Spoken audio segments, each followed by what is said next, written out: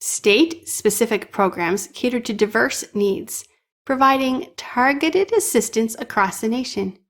In California, the Cal Home program empowers local agencies and nonprofits to support households to improve their homes. Meanwhile, Florida's SHIP program prioritizes emergency repairs and home rehabilitation for eligible residents, ensuring safe and habitable living conditions.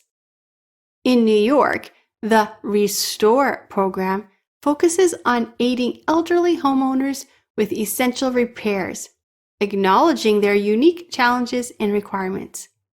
These initiatives show states' tailored approach to addressing housing issues within their communities, reflecting a commitment to improving residents' quality of life and preserving the integrity of residential properties.